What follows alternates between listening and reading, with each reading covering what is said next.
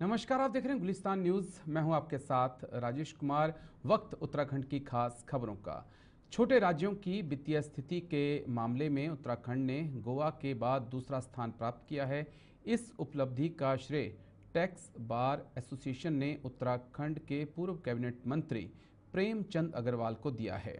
Tax bar association ने पूर्व मंत्री प्रेमचंद अग्रवाल को इस उपलब्धि के लिए सम्मानित किया। इस मौके पर टैक्स बार एसोसिएशन के सदस्यों ने कहा कि प्रेमचंद अग्रवाल के वित्त मंत्री रहने के दौरान ही राज्य को 6,000 करोड़ के राजस्व का फायदा हुआ। बिल लाओ इनाम पाओ और मेगा ड्रॉ योजना ने राज्य के राजस्व को बढ़ाने में अपना अहम योगदान जो है वो दिया है। इन योजनाओं को धरातल पर लाने के लिए प्रेमचंद अग्रवाल ने अहम भूमिका निभाई है। पूर्व मंत्री प्रेमचंद अग्रवाल ने बताया कि पहाड़ी और छोटे राज्यों की वित्तीय प्रबंधन आदि के संबंध में उत्तराखंड ने गोवा के बाद दूसरा स्थान प्राप्त किया। ये राज्य के लिए गर्व की बात है। उनके 3 साल के वित्तीय कार्यकाल के दौरान जो वित्तीय प्रबंधन किए गए, उसी के परिणाम स्वरूप आज उत्तराखंड को गौरवान्वित होने का अवसर मिला है। उत्तराखंड के मुख्यमंत्री पुष्कर सिंह धामी की अगुवाई में भविष्य में राज्य पहले नंबर पर स्थान प्राप्त करेगा, ऐसी हम उम्मीद करते हैं। सबसे पहले तो मैं उत्तराखंड वासियों को बहुत बधाई दे रहा हूं और अपने यशस्वी मुख्यमंत्री आदरणीय पुष्कर सिंह धामी जी का अभिनंदन कर रहा हूं, जिनके मार्गदर्शन में हमारा वित्त विभाग को एक बहुत बड़ी उपलब्धि हासिल हुई है। एक सर्वे में गोवा के बाद जो छोटे राज्य हैं उसमें उत्तराखंड को दूसरा नंबर प्राप्त हुआ है। अनेकों मानकों में ये सर्वे हुआ और आप देखिए ये 2022 से लगातार जिस प्रकार से 3 साल में हमारे यहाँ वित्त मंत्रालय ने, आप जानते हैं वित्त मंत्रालय उस समय मेरे पास था और लगातार हमारे द्वारा काम किया गया माननीय मुख्यमंत्री जी के मार्गदर्शन में।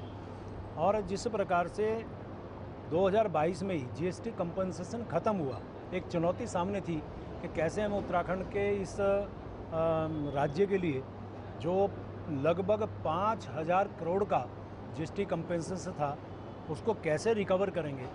लेकिन लगातार हमारे द्वारा काम किया गया, कैसे राजस्व बढ़ाया जाए, कैसे जीएसटी बढ़ाया जाए, चाहे बिल लाओ इनाम पाओ स्कीम को लॉन्च करना रहा हो, चाहे हमें अनेकों और काम करने रहे हों, हमने काम किए।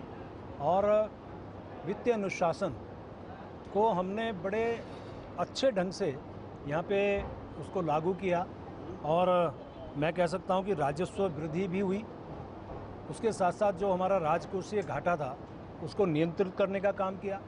एक बड़ा काम इस दौरान और हुआ कि हम लोग जो राजस्व वृद्धि के साथ साथ हम अपना कैपिटल एक्सपेंसेस हम ज़्यादा करते थे, यानी विकास की तरफ हमारा जो फोकस था वो हमने ज़्यादा किया, यानी कि पूंजीगत खर्चे हमने ज़्यादा किए। राजस्व खर्चे हमारे जो थे उनका तो आप जानते ही हैं जिस प्रकार से यहाँ हमारे यहाँ सरकारी कर्मचारी हैं, अधिकारी हैं, अन्य जो खर्चे हैं वो तो होंगे ही, लेकिन पूंजीगत खर्चों पे हमने विशेष फोकस किया और उसका परिणाम ये निकला कि जो मानक थे उसमें हमारा उत्तराखंड राज्य को दूसरा स्थान मिला। निश्चित रूप से हमारे लिए बहुत गर्व की बात है। और चाहे उसमें सिक्किम हो, आसाम हो, हिमाचल हो, नागालैंड हो, मणिपुर हो, अरुणाचल हो, ये सब राज्य हमारे से पीछे रहे, तो ये हमारे लिए बहुत गर्व की बात है। और मैं अपने यहाँ जो टैक्स बार एसोसिएशन के तमाम अधिकारीगण हैं, पदाधिकारीगण हैं, हमारे अधिवक्तागण हैं, मैं उनका धन्यवाद कर रहा हूँ। उन्होंने मेरे जैसे कार्यकर्ता का एक सम्मान इस रूप में किया कि उस दौरान मेरे पास ये मंत्रालय था। मैं जानता हूँ कि इनके अंदर एक भावना भी एक अच्छी है कि अच्छे काम करने वालों को सम्मानित किया जाए, तो मैं इनका भी आभार व्यक्त कर रहा हूँ। अन्य भी लोग जो हमारे होटल एसोसिएशन या अन्य जनप्रतिनिधिगण आए उनका भी मैं धन्यवाद कर रहा हूँ। और एक हमारा भी उत्साहवर्धन होता है जब इस प्रकार के सम्मान होते हैं, तो स्वाभाविक रूप से सबको। में ऋषिकेश में भी तिरंगा शौर्य सम्मान यात्रा का आयोजन किया गया, जिसमें प्रदेश की खेल मंत्री रेखा आर्या ने भी प्रतिभाग किया। तिरंगा यात्रा पंजाब सिंध क्षेत्र से शुरू होकर धर्मशाला मुखर्जी मार्ग से होते हुए त्रिवेणी घाट स्थित गांधी स्तंभ पर संपन्न हुई। इस दौरान जगह जगह दुकानदारों ने फूल बरसाकर यात्रा का शानदार स्वागत किया है। इस अवसर पर कैबिनेट मंत्री रेखा आर्या ने कहा कि ऑपरेशन सिंदूर में देश के जवान सैनिकों ने जिस तरह से पाकिस्तान को धूल चटाई और घर में घुसकर 100 से ज़्यादा आतंकियों को मौत के घाट उतारा, वह हम भारतवासियों के लिए अत्यंत गौरव का पल है। कैबिनेट मंत्री रेखा आर्य ने कहा कि प्रधानमंत्री मोदी की अगुवाई में भारत ने पूरी दुनिया को दिखा दिया कि हम किसी भी आतंकी गतिविधि को बिल्कुल बर्दाश्त नहीं करेंगे। जिन आतंकियों ने हमारी बहन बेटियों के सिंदूर को उजाड़ने का काम किया, हमने ऑपरेशन सिंदूर में उनकी हस्ती उजाड़ दी। आज ऋषिकेश में तिरंगा यात्रा निकाली गई है। इसका एकमात्र उद्देश्य है कि हमारे सैन्यों के जो पराक्रम रहा है उस साहस को आज सलाम और सैल्यूट जो है तिरंगा यात्रा के माध्यम से आज ऋषिकेश वासियों ने उनको समर्पित किया है। निश्चित रूप से ऑपरेशन सिंदूर अपने आप में पूरे विश्व में ऐसा संदेश देता है कि अपने स्वदेशी जो हमारे हथियार हैं वो कितने कारगर सिद्ध हुए हैं और किस प्रकार से 2 महिला सैन्य अधिकारियों ने, जिस पर माननीय प्रधानमंत्री मोदी जी ने विश्वास दिखाया, उन्होंने भारत की महिलाओं का सिंदूर निस्तो नाबूद करने वाले ऐसे हमारे ऐसे आतंकवादी, ऐसे उग्रवादी लोगों को जो है उनके जहां आतंक के ठिकाने थे उन्हें ध्वस्त करने का, उन्हें निस्तो नाबूद करने का काम किया। यानी कि सिंदूर का बदला 2 महिला अधिकारियों ने लेने का काम किया है। उसी का अभिनंदन पूरा भारतवर्ष उनको करता है। ये तिरंगा यात्रा ऋषिकेश का उन्हीं सैन्य हमारे अधिकारियों को, उन्हीं के सैन्य साहस को आज जो है वो सम्मान देने के प्रतीकात्मक रूप से जो है आज तिरंगा यात्रा। नैनीताल हाई कोर्ट ने उत्तराखंड में त्रिस्तरीय पंचायत चुनाव न कराने और निवर्तमान पंचायत प्रतिनिधियों को प्रशासक नियुक्त करने के खिलाफ दायर याचिकाओं पर सुनवाई की। कोर्ट ने राज्य सरकार से पूछा कि पंचायत चुनाव कब तक कराए जा सकते हैं। मुख्य न्यायाधीश जी नरेंद्र और न्यायमूर्ति आलोक मेहरा की खंडपीठ ने सरकार को 19 मई 2025 तक चुनाव कार्यक्रम सहित जवाब पेश करने के निर्देश दिए। कोर्ट ने कहा कि पंचायतों का कार्यकाल खत्म होने के बाद प्रशासक नियुक्ति का सवाल नहीं उठता और संवैधानिक प्रक्रिया के तहत चुनाव कराए जाने चाहिए। अगली सुनवाई 20 मई को होगी। देरी से हो रहे पंचायत चुनाव पर को कांग्रेस ने भी सवाल उठाए हैं। कांग्रेस प्रदेश महामंत्री नवीन जोशी का कहना है कि भारतीय जनता पार्टी कोई भी चुनाव समय से नहीं करवाना चाहती। हाईकोर्ट के संज्ञान के बाद ही निकाय चुनाव कराए गए और अब पंचायत चुनाव में देरी के बाद हाईकोर्ट ने दायर याचिकाओं पर सुनवाई करते हुए सरकार से जवाब मांगा है।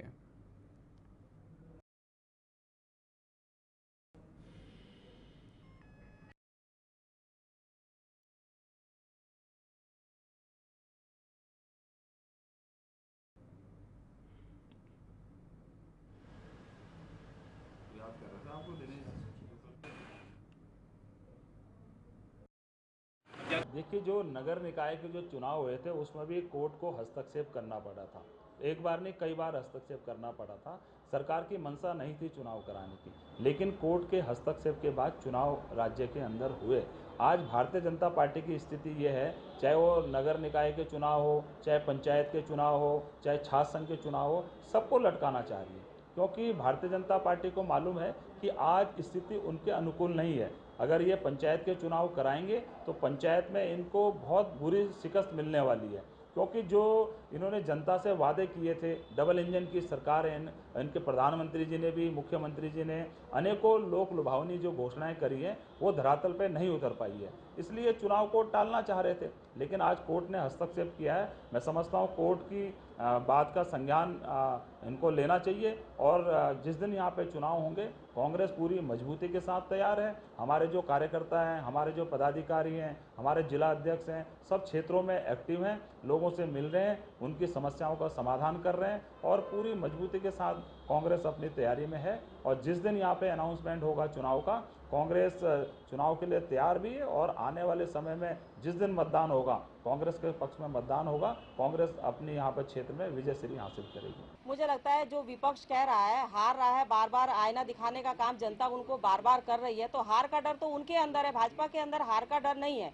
भाजपा चुनाव कराएगी और चुनाव होंगे और हमारे जीतेंगे। आप देखेंगे कि पंचायत के जब चुनाव होंगे तो हमारे प्रत्याशी अधिकतर सभी जगह से जीत करके आएंगे। कांग्रेस को अपना काम करना चाहिए। कांग्रेस को केवल नकारात्मकता फैला करके क्या लोगों को भ्रमित करने का काम करे, तो मुझे लगता है कि कांग्रेस विपक्ष क्या कहता है ये विपक्षी जाने, लेकिन सरकार ये चुनाव करवाएगी और बहुत जल्द। जिलाधिकारी उधम सिंह नगर के आदेश पर उप जिलाधिकारी किच्छा कौस्तुभ मिश्रा ने अवैध कॉलोनियों एवं स्टाम्प पेपर पर प्लाटों की खरीद फरोख्त रोकने के आदेश जारी किए हैं। जिलाधिकारी कौस्तुभ मिश्रा ने बताया कि उन्हें जानकारी मिली है कि किच्छा क्षेत्र में प्लाटों की जो खरीद फरोख्त है उसको स्टम्प पेपर पर की जा रही है, जो कि अवैधानिक है। स्टम्प पेपर पर खरीद फरोख्त से संपत्ति का अधिकार प्राप्त नहीं किया जा सकता। उन्होंने कहा कि जो लोग इस फर्जीवाड़े में शामिल हैं उन्हें चिन्हित कर उनके खिलाफ सख्त कार्रवाई की जाएगी।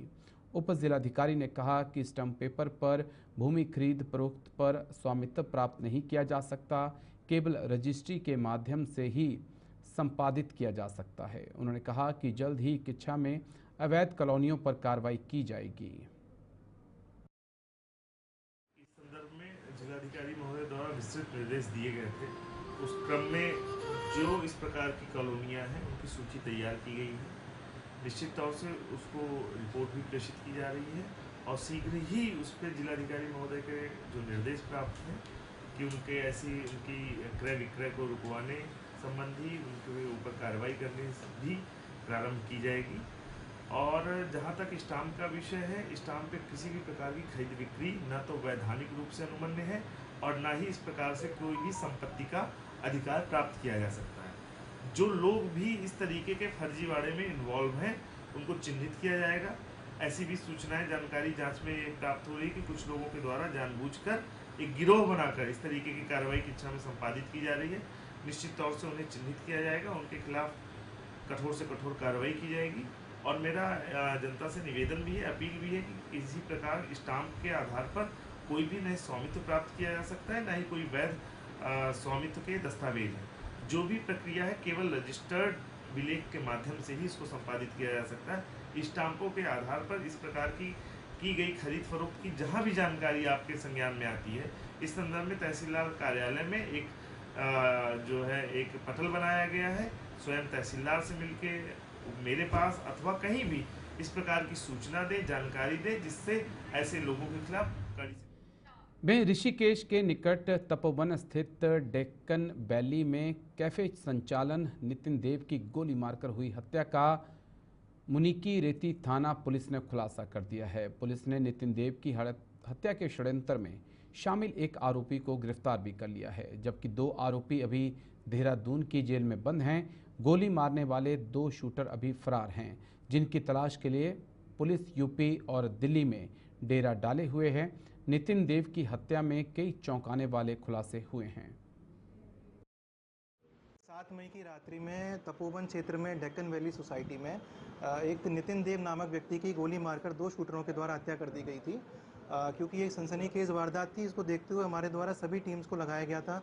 हमारी एसओजी की टीम, हमारी थाने की टीम और पूरे डिस्ट्रिक्ट में जो भी हमारी बेस्ट टीम थी उसको इस केस को वर्कआउट करने के लिए लगाया गया था। इसमें जानकारी करने में सामने आया कि जो 2 शूटर्स थे ये दोनों पिछले कुछ समय से इसी सोसाइटी में किराए पर रह रहे थे और इनके द्वारा एक फर्जी आधार कार्ड वहाँ पर जमा कराया गया था। साथ ही जो नंबर इनके द्वारा यूज़ किए जा रहे थे फ़ोन नंबर बातचीत करने के लिए, वो भी फर्जी सिम लिए गए थे। साथ ही ये लोग इतना ज़्यादा प्रोफेशनली अवेयर थे कि इनके द्वारा हर जगह जब भी घर से बाहर निकल रहे थे, फ्लैट से बाहर निकल रहे थे, तो मास्क और सीसीटीवी लगाकर निकल रहे थे। तो इस प्रकार इनकी कोई भी पहचान, आइडेंटिटी, इनकी फ़ोटो मिलना बहुत ही मुश्किल हो गया था।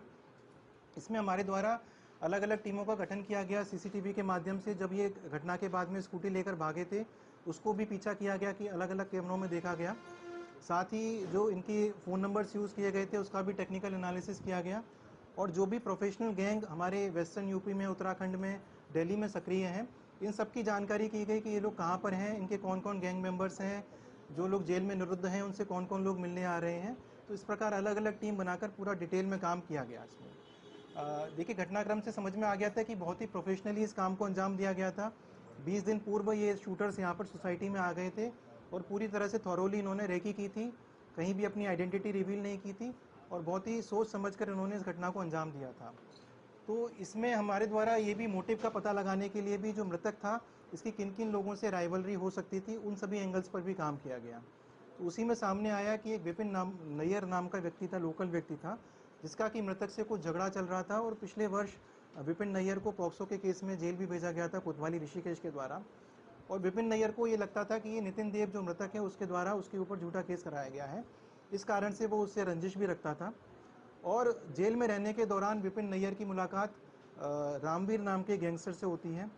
जो रामवीर था ये 2008 में भी एक मर्डर कर चुका था और पिछले वर्ष 2024 में भी 2 लोगों का मर्डर किया था रायपुर जनपद देहरादून में, और उसी कारण से वो जेल में निरुद्ध था। और इसके अन्य साथी भी रोशनाबाद और सिद्धूवाला जेल में मौजूद थे। तो जेल से जानकारी करने में आया कि इन दोनों में जो विपिन नैयर था और रामवीर, इनमें काफ़ी घनिष्ठ मित्रता हो गई थी जेल के दौरान।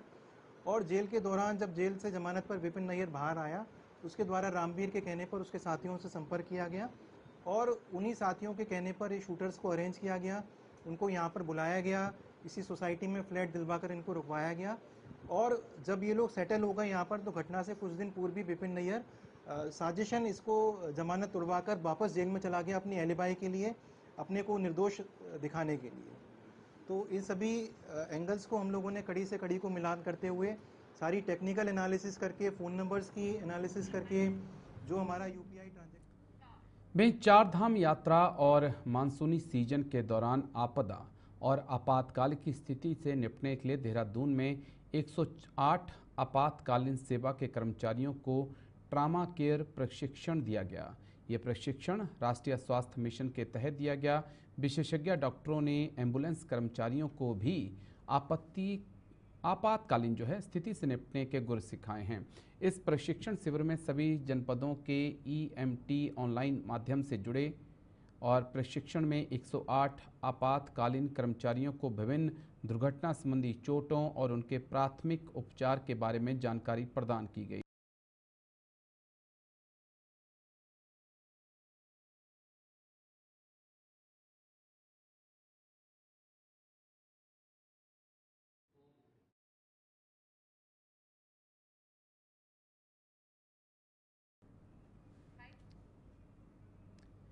में विकास नगर के ग्राम बालूवाला में एक ब्लड डोनेशन कैंप का आयोजन भारतीय सेना के शहीदों की याद में किया गया, जिसमें महंत इंद्रेश हॉस्पिटल ब्लड बैंक की टीम के साथ Indian red cross society state branch Uttarakhand ने ब्लड डोनेशन कैंप लगाया, जिसमें लोगों ने बढ़ चढ़कर भाग लिया और ब्लड डोनेट किया। इस मौके पर कांग्रेस के पूर्व नेता प्रतिपक्ष प्रीतम सिंह भी पहुंचे और उनके साथ कांग्रेस के पूर्व जिला अध्यक्ष संजय किशोर, कांग्रेस के पूर्व सभासद नगर पालिका समी प्रकाश भी मौजूद रहे। आपको बता दें कि मीडिया के कई पत्रकार साथियों ने भी ब्लड डोनेट किया, जिसमें वरिष्ठ पत्रकार अनिल दुबे, पत्रकार शैलेंद्र कुमार ने भी ब्लड डोनेट किया। सेना ने ऑपरेशन सिंदूर के तहत जिस तरीके से कार्य किया है, पूरा देश उसकी सराहना करने का काम कर रहा है। और मध्य प्रदेश के 2 मंत्रियों ने जिस तरीके से सेना के परिप्रेक्ष्य में बात कही, इसकी कड़े शब्दों में हम निंदा करते हैं, भ्रष्टा करते हैं।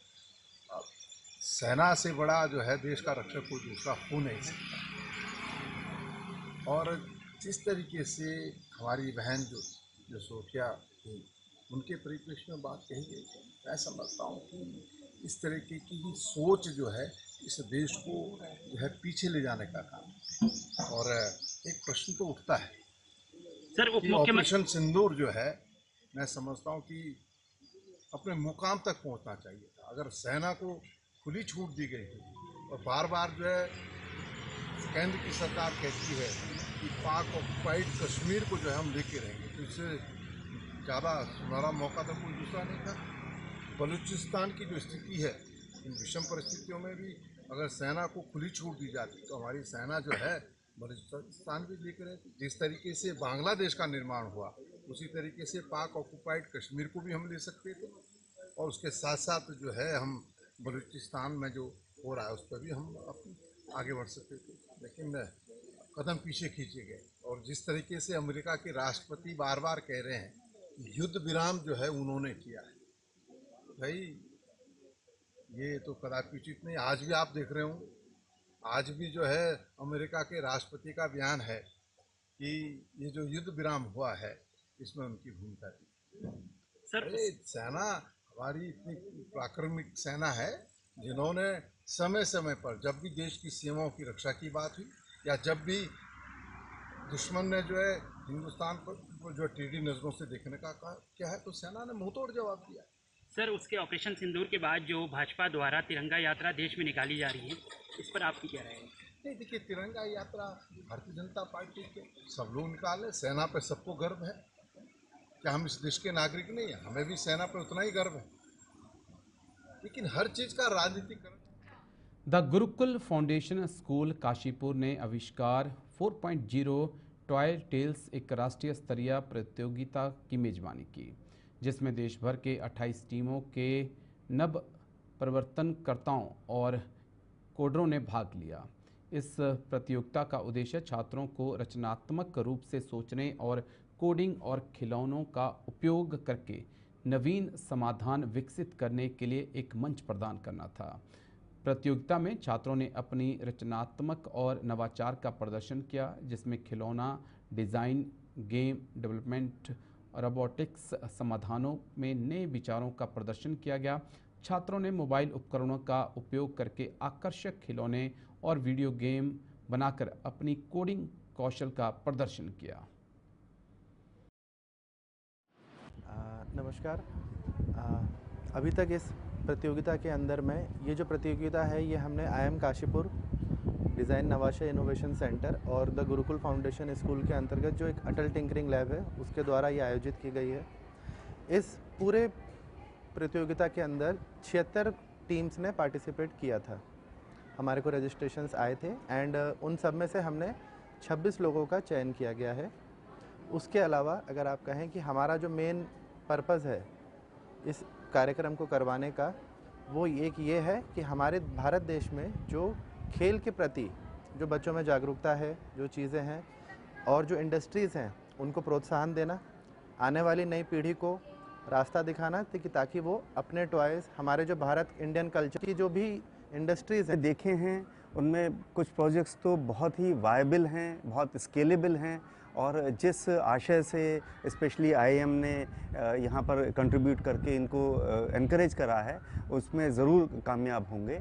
और ये चीज़ें एनकरेजमेंट के अलावा बच्चों को टीम वर्क में कराना, एक साथ में रख कर के नई चीज़ को डिज़ाइन करना और कैसे अपनी थॉट प्रोसेस को एक्शन में लाना है, उसको इंटीग्रेट करने के लिए जो हमारी भारत सरकार की योजनाएं हैं, उनको किस तरह से हर बच्चे के पास लाना है, उसकी एक बहुत अच्छी योजना है। इस पहल को बहुत जारी रखना चाहिए और इसमें और ज़्यादा से ज़्यादा जो भी कंट्रीब्यूशन हो सके, मैं थोड़ा सा ये भी कहना चाहूँगा कि लोकल लेवल पे भी जो भी लोग इसमें कुछ कंट्रीब्यूट करना चाहें, उनको भी थोड़ा सा एनकरेजमेंट ज़रूर करना चाहिए। मेरा नाम मनीषा है, हम हल्द्वानी से हैं, बागेश्वर। और हमारा ये जो टॉय है वो ऐसे बना है कि मतलब जैसे कि आप लोग आजकल देख रहे हैं कि कुमाऊनी कल्चर गायब होते जा रहा है और क्या बोलते हैं कि सारे जो पहाड़ी लोग हैं वो शहर की तरफ को जाते जा रहे हैं और कोई आजकल पहाड़ी बोलता हुआ दिख नहीं रहा है। तो हम लोगों ने सोचा कि हमें अपना कल्चर वापस लाना है, तो इसलिए हमने एक गुड़िया बनाई है जो कि पहाड़ी में लोरी गाती है, ताकि बच्चे, ऐसा होता है कि बच्चे जो सुनते हैं बचपन से वही वो सीखते हैं और वही वो बोलते हैं। तो इसलिए ये गुड़िया जब पहाड़ी लोरी गाएगी और बच्चे रोज़ उसे सुनेंगे तो उनके अंदर एक जिज्ञासा जाएगी कि पहाड़ी भाषा को लेके, और वो लोग अपने साथ उसको सीखते सीखते बड़े होंगे और बड़े होके वो, हम उम्मीद करते हैं कि वो लोग भी हमारे पुरखों की तरह पहाड़ी बोलें और हमारे कल्चर को और आगे बढ़ाएं। सर, मेरा नाम सहर्ष सावत है और मैं माँ आनंदमयी मेमोरियल स्कूल रायवाले से आया हूँ। तो जैसा कि हम आजकल देख रहे हैं कि जो छोटे बच्चे हैं वो कम उम्र से ही वो मोबाइल फ़ोन और लैपटॉप के ज़्यादा ध्यान दे रहे हैं और अपनी फिज़िकल और मेंटल हेल्थ पे ध्यान नहीं दे पा रहे हैं। इसलिए हमने अपना एक किट बनाई है जिसका नाम है प्ले नेस्ट। प्ले नेस्ट एक ऐसी किट है जो छोटे बच्चों को उनकी फ़िज़िकल और मेंटल हेल्थ पे ध्यान देने के लिए मदद करेगी। और इसमें हम 8 गेम्स देंगे जिससे जो अलग अलग तरह के होंगे और उनकी फ़िज़िकल हेल्थ और मेंटल हेल्थ पे ध्यान देने के लिए मदद करेंगे। बुलेटिन में मेरे साथ इतना ही। देश और दुनिया की खबरों के लिए बन रही है हमारे साथ।